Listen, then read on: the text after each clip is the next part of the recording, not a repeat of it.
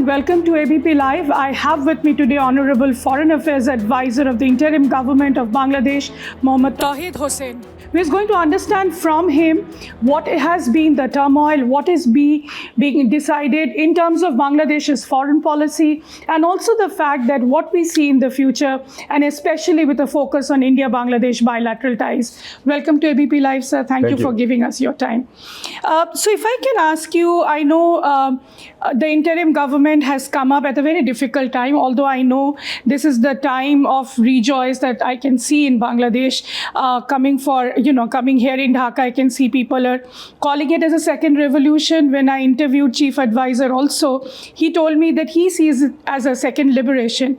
But I know when it comes to foreign policy, it is always very difficult to steer your bilateral ties, especially with your neighbors. So if you can tell us what will be the foreign policy like, especially your relationship with India. Thank you. You already know the background of this government. Yes. Actually, it is a revolution that has taken place. And this revolution has been basically enacted, led by the very young generation. Started with students. Yes. Then the people joined in, and the people who joined in are also mostly very young people. We have paid a very heavy price. We have lost at least 700 lives have been lost in this process, and then comes the question of expectations. The young generation, which has brought about this revolution, has certain, if you call it, vision for their country. Right. For their country, coming to the future. Mm-hmm. Now, the basic job of this government is to take care of those expectations. Okay. Because let me tell you, the young generation here are very clear-headed. They know what they want. They're not confused. We often think that we the elder people only know how to handle things. It's not that. They have very clear vision about their future, about their country, and it is incumbent on us, because they have put us in this place. It is incumbent on us to see that their vision, their hopes and aspirations are taken care of. We don't need to go into details. You know very well that the problems that were there, the problem of corruption, the problem of impunity, etc., etc. We are in the process of actually rebuilding the state in a different image, in which the very basic is that there will be no discrimination, and there will be equity for the entire populace. There will be corruption will be controlled, and the process should be such that it becomes irreversible. That someone comes to power and just changes everything. That opportunity should not be there. So that is the way the government is working. Now the foreign policy. You know that there are certain lofty principles in foreign policy, that we don't want enmity towards anyone. We want friendship with all. And of course, the first thing that comes is the neighborhood. We are in South Asia, and we want, of course, we want very good relations with the West, with the East. But then very important is our own neighborhood, our neighbors in South Asia. And of course, there, as you have mentioned, about bilateral relations, particularly with India. India is a very important neighbor for us, and we have sustained a relation since our independence movement. If I can be very candid, the relation between the government for the last 15 years, the government and Indian establishment has been good, and often it is said that we are in the best of relations, etc., etc. But there is a distinct feeling that it was between the governments and not really involving the people. The people's aspirations, people's expectations were really not factored into. It was just a relation, as I look at it, and as the perception there among the population is that the two governments are cozy, but the people's aspirations, people's wishes have not been taken care of. We want good relations with India, but that relation has to be people-centric. That is the philosophy that we are working for. So we want that the people of Bangladesh, it's not only the government should feel that we have good relations, but the people of Bangladesh should feel that we have very good relations with India. And that is the job that we are into. And that is something in which we would like to see India working together. You've raised a valid point, and that is what I've been also hearing on the ground from people, is the fact that India potentially or probably made the mistake of only dealing with one personality and one party. Look, I didn't say that. You are saying No, I know. I'm telling press, you the... just look at your own press, what they are saying. The sensible people in your country are saying the same thing, that as you are saying, that it has been totally party or individual centric. Right. So what do you think going forward India should be doing in terms of its really, mending ties, if I can say so, with Bangladesh? Well, I would simply put it like this, that India knows what the people of Bangladesh want. Okay. India knows it. But probably they paid more importance to the relation with the individual and the party and the party government rather than the people. I think India should just, it's India to decide what they will do, but if I could make a suggestion, that they should look at what the people of Bangladesh want. They know it, and they can try to redirect the relation towards that direction. Did you discuss all these issues when you had a conversation with EM Dr. Jaishankar? I have not had any conversation with Jaishankar yet. Okay. I look forward to it someday. Your High Commissioner was here. Yes. Meeting me, and I made this clear to him, and I also spoke with him very frankly. I said that if we have to resolve an issue, the first thing is to recognize the problem. The problem is there, that there is not too friendly attitude of the people of Bangladesh towards India. Individually, there are very good relations. I have many friends in India, and so have many of us in this country. But then, when it comes to the relation between the two countries, we have to recognize that there is unhappiness among the people for a certain number of reasons. And for a good relation, sustainable and firm relations, it is important that the people's grievances are taken care of. And I would like India to do that. And we'll of course help, but then India has to take that attitude. So you also recently said that, Bangladesh might be reviewing some of the recently agreed MOUs or the agreements that were signed between India and Bangladesh. What are those particular agreements you're talking about? I would not go into individual MOUs. What I'm meaning is that MOUs are not really agreements. They're not legally enforceable. When we have to go for agreements, we have to revisit the MOUs. Revisit the MOUs because when the MOUs are signed, I was not in the government. I was outside, so I could get the feedbacks from the people. People had, many of the people had reservations about some of the MOUs. Now it is incumbent on both the governments to convince their population that yes, this is in your interest, that is in our interest. So that's why I think that we just have to go through it a little bit, and wherever some changes we think are necessary, we can again get in touch. And are those related to the projects, connectivity projects, or anything like that? Without going into specifics, I would say that it involves many of the areas, and the important thing is that reality and perception.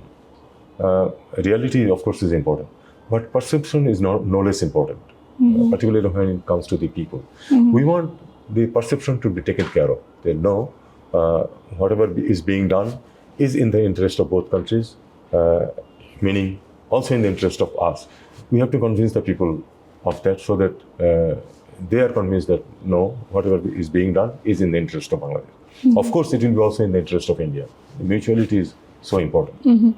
Sir, also from India's perspective, I can only tell you that there have been certain concerns in the fact that whether the projects will continue after, the turmoil and once things settle down.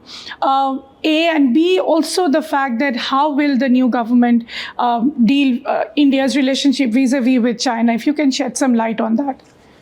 I think here is one thing. Because you're strategically located on the Indian Ocean. We have, through many decades, we have maintained I think, a pretty good balance.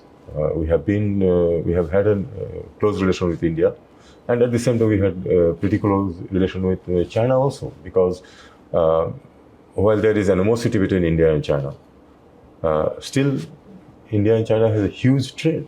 Yes. So the interests reign supreme. So we have interests in India, we have interests in China, and we don't want to make one exclusive of the other. We will pursue a balanced policy towards both countries, and wherever our interest is there, we'll try to pursue that. Because your former Prime Minister was in India for the swearing in, of course, of Prime Minister Modi. And then immediately after that, she went to China also and signed about, I think, 21 agreements. But she also went to India in quick succession again. Yes, for that's bilateral true. visit. Yes. So would you be reviewing the agreements that were signed with China too? You see, the thing is like this. Anything that you sign is constantly under scrutiny. Okay. Because everything doesn't work exactly the way you imagined when you are signing a paper, particularly MOU. When it's an agreement signed by both countries, you have to abide by that definitely, even if sometimes you find that some of your interests are not being taken care of. But an international agreement between two nations or more nations, that is sacrosanct. Of course, if both parties agree, even those terms can be renegotiated. But as far as the MOUs are concerned, a lot of MOUs with both India and with China, and when we proceed to act on those MOUs to further take them to higher levels, definitely we will scrutinize everything and see to it that it serves the interest of both countries. And sir, also coming to the fact that, when we talk about foreign policy of Bangladesh, I know very soon the chief advisor will be going to UNGA. But I also recently heard you telling in a press conference that maybe you would be discussing with India to bring back former Prime Minister. Would you be starting the legal process? Well, the cases are already there. So it's not really starting the legal process. Okay. As far as we are concerned, Foreign Ministry is concerned, if the legal system asks us to ask for repatriation of the former Prime Minister to face justice, then of course we will approach India with that. This is basically not Foreign Ministry's baby. It's basically the legal system. But you will be told to do that. If we are told to do that, of course we will do it. Okay, but that question has not it has not come up as yet. Okay. And what are some of the issues you think you can raise to the UN at this point of time? They will be also eager to hear, Bangladesh's roadmap.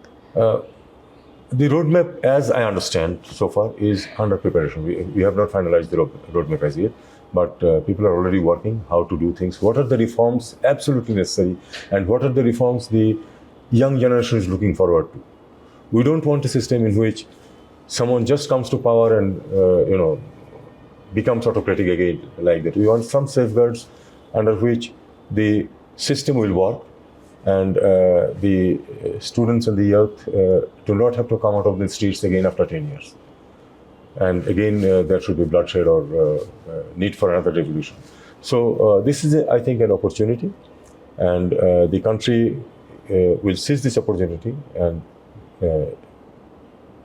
just enact the reforms that are needed for a better future for this country. And that may take some time, and I'm sure the new generation will be able to accommodate that time. So then, talking about some of the regional setups, like the SAARC summit is supposed to be hosted by Bangladesh. That's what we heard last time in December 2024. Will that go through, you think, or you'll need time to sort of settle down? Bangladesh, as you know, is the initiator of SAARC. And we have remained steadfast on the role of SAARC in this region. Unfortunately, because of, again, coming to India-Pakistan conflict, that's the process is stalled. It fell a victim to that. And Mr. Muchkund Dubey had come to Dhaka at one time, and he was asked by the journalists that, is SAARC dead? Yes. His reply was, I really appreciate that. He said that it seems to be dead, but don't bury it as yet. It might resuscitate someday. And we are always hopeful that SAARC will come up. Chief Advisor Professor Yunus, he is keen on SAARC. And we want the SAARC process to revive again. And we want the cooperation of India and Pakistan in this respect, so that the rest of the countries, we don't fall victim to their animosity. That can remain a separate issue, and we would always look forward to SAARC being reactivated and play some role in the improvement of the life of the people. Right, because in 2016 we saw Bangladesh joining India, saying that let's isolate Pakistan, and that's how but you would like to change that. I don't think that was necessary on the part of Bangladesh. I personally don't agree with that at all. I think there is a conflict between India and Pakistan, and India had decided that they will not go to Pakistan for the summit, etc., etc. We didn't need to throw our lot in that, because I believe that we have specific relations with every country, and we should just maintain that instead of just taking the cue from another country. Our relation with Pakistan should be based on our mutual interest. Likewise with India, our mutual interest. So I strongly believe in that, and any opportunity that arises to resuscitate or reintroduce the SAARC process, we are ready to do that. That's interesting, because you believe in the strategic importance of SAARC. We do.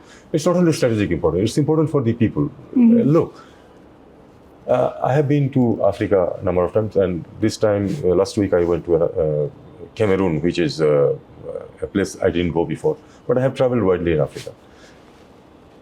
In spite of so much of difference between the regional countries, every region of Africa, smaller region, say Southern African area, then the Central African region, they do not need visa to travel to each other's country. The African Union, they have that understanding. No, not African Union. Okay. There are smaller groupings. Okay. There's 8 countries in Southern Africa, about 9 countries in centering around, starting from Nigeria to Central African Republic. They don't need visas to go from one country to the other. There is a lot of difference in all respects within these countries, but still then they have been able to do this. We have not been able to do this. Whereas we were in the past one unit, which has now become 3, 4, 5 countries. It should have been easier for us to achieve such things, but we have not proceeded at all. Only I see that I once joked that the visa forms are growing in pages. But we have something like a BBIN, which again, because of Bhutan didn't really take off. But these 3 countries, Bangladesh, India, and Nepal, wanted to. Look, we wanted to, but then have we been able to do much? I don't see much Hasn't difference. Taken off. I cannot drive from here to Nepal through India. I cannot do it. So if we could do that, even sub-regionally, we would be very happy about that. But unfortunately, nothing is proceeding. Going back to the perception of the people, you see, one thing I have been very vocal about is border killings. One person is killed at the border and the whole of Bangladesh feels the bitterness. I don't know how it helps India. And this is absolutely achievable. The zero death at the border, which is being touted for the last so many years, this has not come out. Whereas I personally believe that this is very much achievable with goodwill from India. It was said that crimes on the border. Yes, drug trafficking. Which border in the world is there where there is no crime? In every border, small or large, crimes are there. Some irregularities are there, but people live with it. They don't kill people for that. This is something I think, if this could be stopped, a lot of grievances among the people of Bangladesh would go away. Then there is discussion of fencing of the border also, that entire stretch. You think that will help?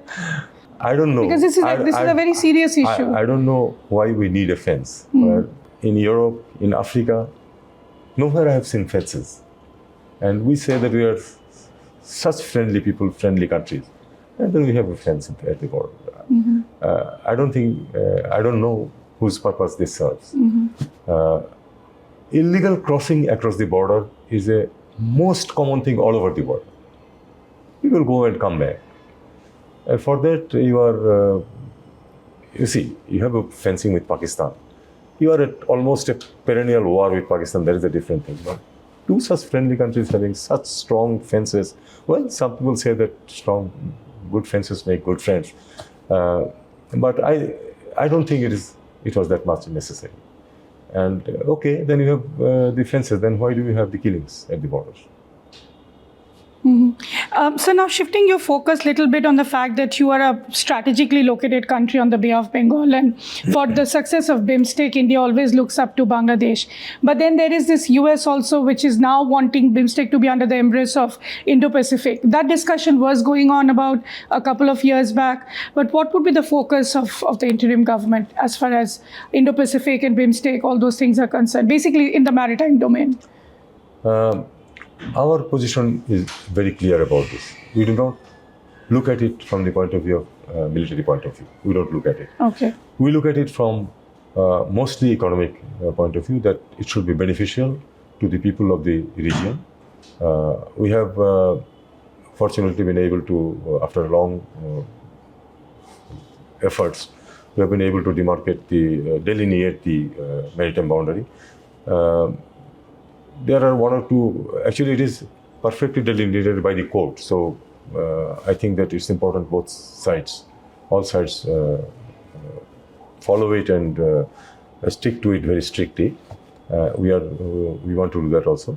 And benefit as much as possible from connectivity through the sea, from economic activities in the Bay of Bengal, etc., etc. But not to say that the strategic importance goes away. Bay of Bengal is important for the Indo-Pacific strategy, and India is very much a party of the Indo-Pacific strategy. It's a member of the Quad, which we are not, and we are maintaining a sort of a balance in this respect. And I think that we will be able to maintain that, not being seen as enemy of any of the countries. We want to be friendly to all sides. But Quad is also not a military alliance, is what India says. It's not, but you see, again, what is there in paper and what is the perception. You have to go to that also. Quad, basically, the perception is that it has been formed to contain China. You would not say it in so many words, but then that is the perception which is there. For the success of BIMSTEC, I think one important issue is Myanmar. With Myanmar in turmoil, you cannot have a useful BIMSTEC because all the connectivities go through Myanmar. Exactly. So we look forward to a conclusion of the conflict in Myanmar, and they are also looking forward to a new system, not the old system in which a very strong center controls everything, etc. In all likelihood, it's going to be a federal system in which the states, not the divisions, but the states will have substantial autonomy. We have an additional problem with the Rohingyas, which is a very serious problem for us. Yes, I was coming to that. And this has to be resolved. There is only one option in which this can be resolved, is that they have to go back to their country with rights and with security. I'm not going into details of citizenship and other things, but they must go back with the right to pursue their economic life freely, one, and security from harassment or death or, arson, etc., etc. They are one of the most unfortunate people on earth. The Tatmadaw was their enemy. Correct. They drove them out, and Tatmadaw's enemy, the Arakan army, they are also not favorably disposed towards these helpless people. And now we have other ethnic groups coming up and giving a pushback to the junta. Let it happen. That is some sort of internal matter of Myanmar.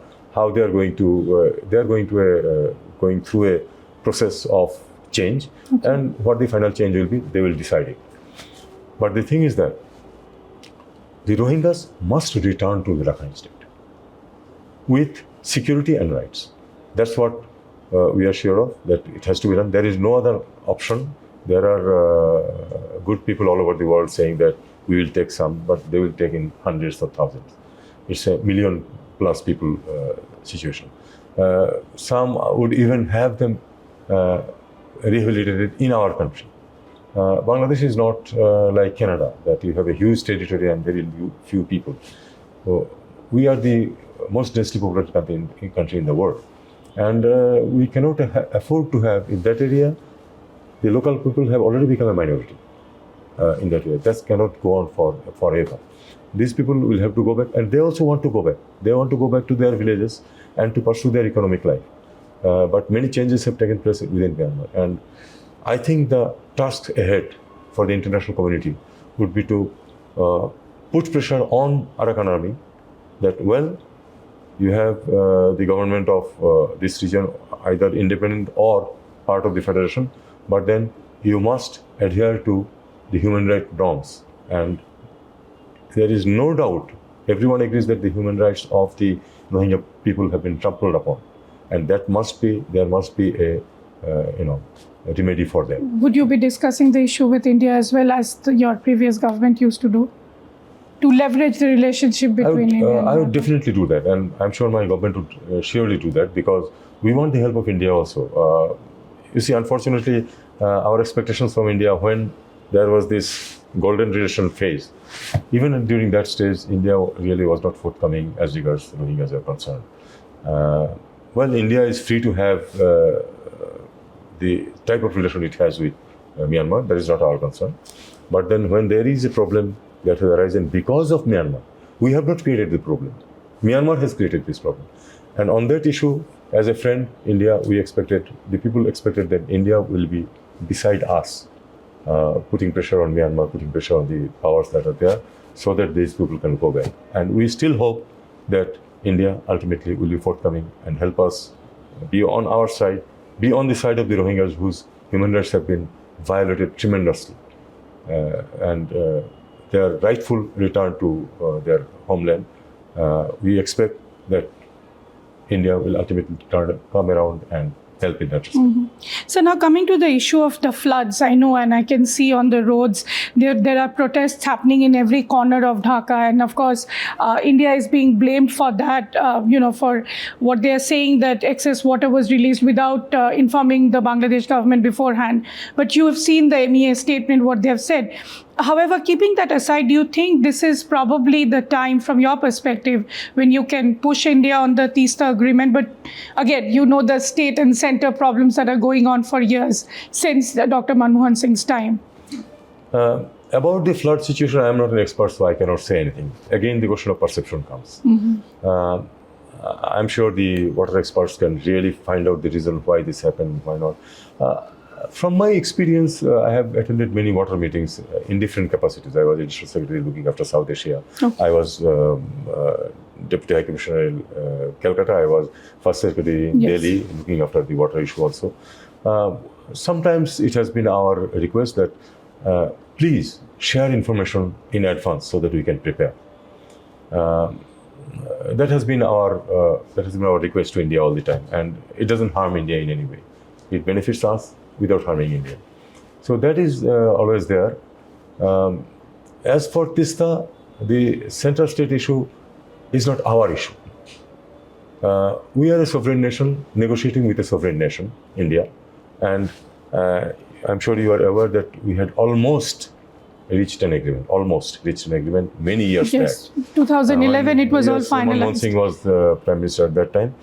And how the central government of India will convince the province is absolutely Indian matter. As far as we are concerned, we can see that it's an international river in which we are not having any water in the dry season.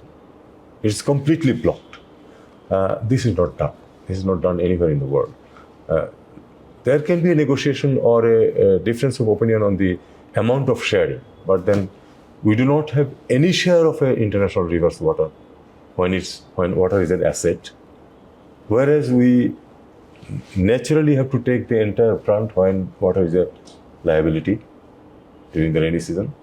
The floods are there, even in the Tista Valley. When there are floods, we suffer from that. But when we need water in the dry season, we don't have any. Now, this I think is something that India has to look into and has to resolve this issue. But sir, do you think that in case there is no progress in this, in the previous government we saw China made an offer of dredging, the Tista dredging project. Do you think that could be a possibility that you can look at? I would not go into specifics, but let me tell you one thing very, very clearly, that this government has to look after the interest of its people.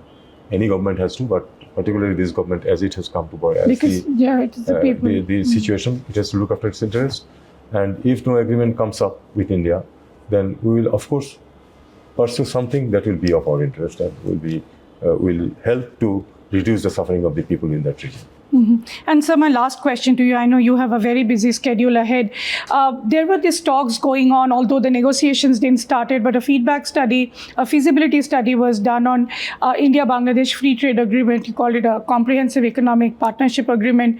Would you like to resume that? Would you think that is needed, or do you think that's a far-fetched thing? Probably, you can address the low-hanging fruits. I would not really make any specific comment on this. In fact, this is an ongoing process. These agreements take time. We still don't have any agreement with any countries, if I know correctly. So we have to examine the pros and cons. And of course, if we find that it is in the interest of our people, we'll go ahead. If we see that, no, this is not the right time, then we will postpone it. That's the philosophy. Sure, sir. Thank you so much for talking to us. Thank you. That was the Foreign Affairs Advisor of the Interim Government of Bangladesh, Mohammad Tawhid Hussain, talking to ABP Live, telling about the roadmap ahead and what is expected from India that the Bangladesh government is expecting. For ABP Live, this is Nainima Basu signing off from Dhaka.